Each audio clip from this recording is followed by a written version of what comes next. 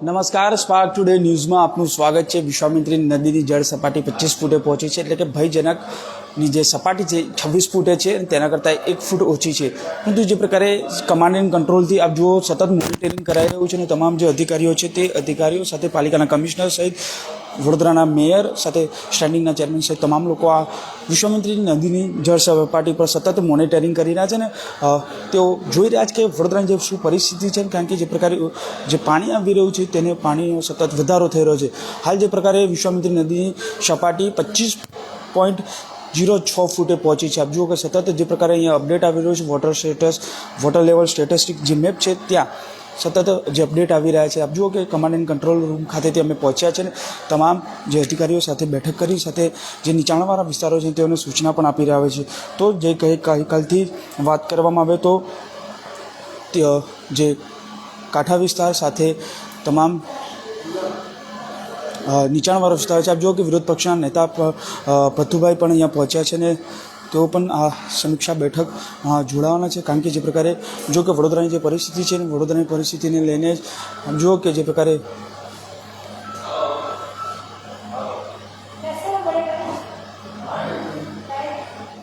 સતત મોનિટરિંગ અત્યારે વડોદરાની જે વિશ્વામિત્રી નદી છે વડોદરા શહેરના વચ્ચેમાંથી જે પસાર થતી વિશ્વામિત્રી નદી છે તેની પર સહિત હાલ તો જે મહત્ત્વના સમાચાર છે કે આજવા ડેમમાંથી અને પ્રતાપપુરા ડેમમાંથી જે પાણી છોડવામાં નથી આવી રહ્યું તેવું વડોદરા મહાનગરપાલિકા કહી રહ્યા છે। આપણી સાથે જાગૃતિ કાકા છે, તેમની સાથે પણ વાત કરવાનો પ્રયત્ન કરીશું। જે પ્રકારે વડોદરાની જે પરિસ્થિતિ સતત અહીંથી મોનિટરિંગ કરી રહ્યા છે। જાગૃતિબેન, શું કહેશો? સતત તમે 2 દિવસથી અહીંથી મોનિટરિંગ કરી રહ્યા છો, 25 ફૂટે પહોંચી ગઈ છે, નીચાણવાળા વિસ્તારોની સૂચના પણ અપાઈ દઈ છે, શું પરિસ્થિતિ થઈ શકે? હવે પાણી ઉપરથી ઓછું, વરસાદ પણ નથી એટલે ધીમે ધીમે પાણી ઓસરશે એવું આપણને લાગી રહ્યું છે। મારા વિસ્તારની અંદર વિશ્વામિત્રી બ્રિજની નીચે જે સુભાષનગર છે ત્યાં એકલું પાણી થોડું આવ્યું છે ને થોડુંક સાયાજીગંજ બીઓબી બેંક છે ત્યાં આગળ પાણી આવ્યું છે। રાત્રે બધી જ જગ્યાએ હું મુલાકાત લીધી વિસ્તારની, પણ બધા સેફ હતા। એ લોકોને પણ કહીને આવી કે રાત્રે જો પાણી આવે તો તરત મારો કોન્ટેક કરજો। મધ્યવર્તી સ્કૂલની અંદર એ લોકોને શિફ્ટ કરવાનું આયોજન કરી દીધેલું હતું। શું પરિસ્થિતિ છે અત્યારે? તો વરસાદ વિરામ લીધો છે, ડેમમાંથી પણ પાણી નથી, લોકો હજુ અફવામાં ભરાઈ રહ્યા છે, તો લોકોને શું મેસેજ? લોકોને એક એવો મેસેજ આપીશ કે અફવાઓથી દૂર રહેવું। પરિસ્થિતિ હજુ સારી છે, હજુ કોઈ એટલી ખરાબ થઈ નથી પરિસ્થિતિ। પાણી હવે પાછળથી પાણી આવી નથી રહ્યું, જે આ ભરેલું છે એ પાણી ધીમે ધીમે નીકળી રહ્યું છે અને અફવાઓથી દૂર રહે। બિલકુલ, આ વોર્ડ નંબર 13ના નગરસેવક જાગૃતિબેન કાકા હતા, તેઓ સ્પષ્ટ કહી રહ્યા છે કે ઉપરવાસમાંથી જે પાણી આવતું હતું પહાડી વિસ્તારોમાંથી હવે એ આવવાનું બંધ થઈ ગયું છે, એટલે કે 25 ફૂટ પોઈન્ટ જે 13 થઈ છે અત્યારે વિશ્વામિત્રી નદી જુઓ કે સતત જે પ્રકારે વધી રહી છે આમ તો, પરંતુ જે પાણી છે એ આવવાનું બંધ થઈ રહ્યું છે, એટલે આ જે સપાટી છે એ સપાટી હવે સ્થિર રહેશે તેવું કહી રહ્યા છે। સતત અહીંથી જે પ્રકારે મોનિટરિંગ કરી રહ્યા છે પાલિકાના કમિશનર સાથે હવે વિરોધ પક્ષના નેતા ચંદ્રકાંત શ્રીવાસ્તવ પણ અહીંયા પહોંચ્યા છે અને આપ જુઓ કે તેઓ પણ આ જે વડોદરાની પરિસ્થિતિ છે વડોદરાની પરિસ્થિતિનો ચિતાર તેઓ મેળવી રહ્યા છે। આ જ વડોદરા મહાનગરપાલિકાની સંસ્કારી નાગરિકતા તે ક્યારેય ભૂલતા નથી। આ પ્રકારની પરિસ્થિતિ આપ જુઓ કે આ પરિસ્થિતિ વડોદરાના મ્યુનિસિપલ કમિશનર દિલીપભાઈ રાણા સાહેબ તેઓ અંદર અહીંયા પણ ચર્ચા કરી રહ્યા છે અને આપ જુઓ કે જે પ્રકારે કમિશનર સાહેબ છે તેમની સાથે પણ વાત કરીશું। સર, શું કહેશો અત્યારે જે પ્રકારે પરિસ્થિતિ છે? 25 ફૂટે વિશ્વામિત્રી નદી પહોંચી છે, શું પરિસ્થિતિ થઈ શકે છે વડોદરાની? અત્યારે 25 ફૂટે વિશ્વામિત્રી નદી છે અને છેલ્લા 5 કલાકથી 24.75 25 ફૂટની આજુબાજુ જ છે, એટલે નદી સ્થિર થઈ છે, એટલે ઉપરવાસમાંથી જેટલું પાણી આવવાનું હતું એટલું આવી ગયું લાગે છે। હવે જે ગ્રામ્ય વિસ્તારનું જે પાણી આવે છે ડ્રેન થઈને મોટાભાગનું પાણી આવે, એટલે હવે વિશ્વામિત્રીનું સ્તર 10 ફીટ જોતાં એ ડાઉન જશે, એટલે સ્તરમાં ઘટાડો થાય એવું લાગે છે। વરસાદ ઉપરવાસમાં પણ નથી, અહીંયા પણ નથી અને કોઈ મોટો હેવી રેનફોલનો પણ એવો ફોરકાસ્ટ નથી, એટલે સ્થિતિ સુધરે એવું લાગે છે। સાહેબ, એનડીઆરએફની ટીમ પણ અહીંયા તૈનાત કરી દેવાય છે, નીચાણવાળા વિસ્તારોને શું સૂચના આપવામાં આવી છે? હું 25 ફૂટે વિશ્વામિત્રી છે એટલે હજી પણ નીચાણવાળા વિસ્તારોને થોડું એલર્ટ રહેવાનું કહું છું અને સુરક્ષાના ભાગરૂપે અમે શિફ્ટ પણ કરાયા। કાલે લોકોને એનડીઆરએફ પણ મૂકી છે, તરાપા પણ મૂક્યા છે। પણ અત્યારે જેમ એમ કીધું કે એવું લાગે છે કે વિશ્વામિત્રી નદી હવે ડાઉનવર્ડ ટ્રેન્ડ તરફ જશે, ઘટશે એનો સ્તર. એટલા માટે થઈને હવે થોડુંક ચિંતા ઓછી છે, પણ તેમ છતાં અત્યારે નીચાણવાળા વિસ્તારોએ સતર્ક રહેવાની હજી પણ જરૂર છે. Thank you.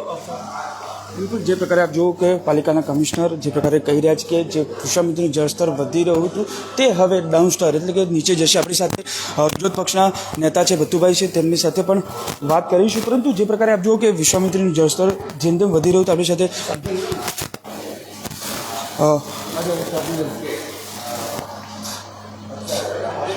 સતત જે પરિસ્થિતિ થઈ રહી છે તેના માટે ચંદ્રકાંત શ્રીવાસ્તવ ભત્તુભાઈ પણ અહીંયા પહોંચ્યા છે. તેમની સાથે ભત્તુભાઈ શું કહેશો? આપ પણ અહીંયા પહોંચ્યા છો, શું પરિસ્થિતિ છે? આપ પણ કમિશનર સાથે બેઠક કરી છે. હેલો, પહોંચ્યા છે, આપણે વાત કરીશું.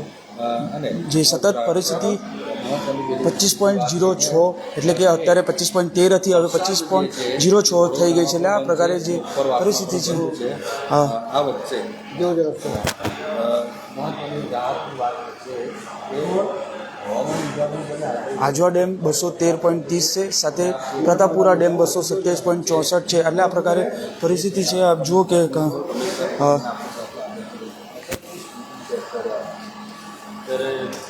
પાલિકાના કમિશનર દિલીપભાઈ રાણા તેઓ કહી રહ્યા છે કે હવે સ્થિર થશે વિશ્વામિત્રી નદી, કારણ કે ઉપરવાસમાં પણ વરસાદ નથી.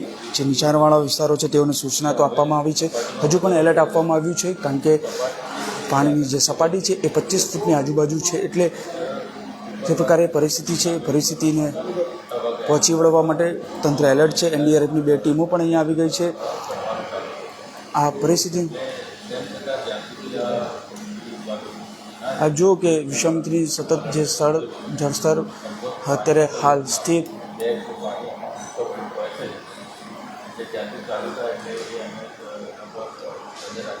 વોટર લેવલ સ્ટેટિસ્ટિકથી સતત મોનિટરિંગ કરવામાં આવી રહ્યું છે. અને જે પ્રકારે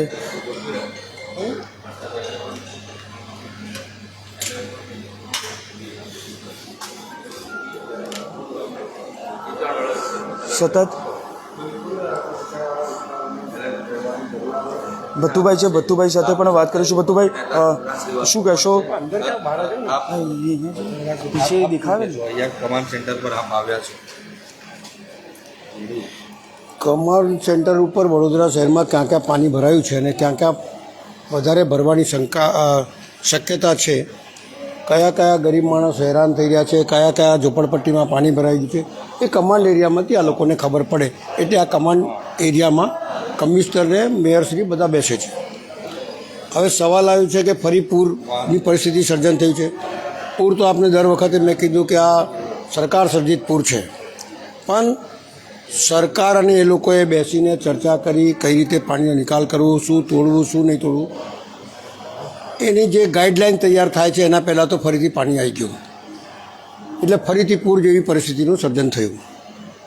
ઇવન દો આપણા નર્મદા ડેમ બી ફૂલ થઈ ગયું, બધા ડેમો ફૂલ થઈ ગયા, બધી ઠેકાણેથી પાણી છોડવાનું ચાલુ કર્યું.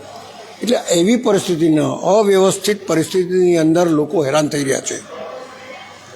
પણ સવાલ એક છે કે કમિશનરશ્રીએ એવું કીધું અત્યારે કે ગાઈડલાઈન એવી નક્કી કરીશું કે જેનું બી આવશે એનું તોડવાનું, પણ પાણીનો નિકાલ થાય એ પ્રમાણની વ્યવસ્થા કરવાની. આ કમિશનરે કીધું છે. અધિકારીઓ શું એના પર એક્શન લે છે? અમારું કામ તો નિર્દેશ કરવાનું છે. અમારી ઘણી સોસાયટીઓની અંદર તમે વિચાર કરો કે દત્તનગર, તો એ પાણી આજે હમણાં હું ગયેલો, મારો એક ભાઈબંધ ઓફ થઈ ગયેલો, ત્યાં બેસણામાં ગયેલો, તો આખો રણમુક્તેશ્વર રોડ ઉપર પાણી છે, દત્તનગરમાં પાણી છે, બાવરી કુમારવાડામાં પાણી છે.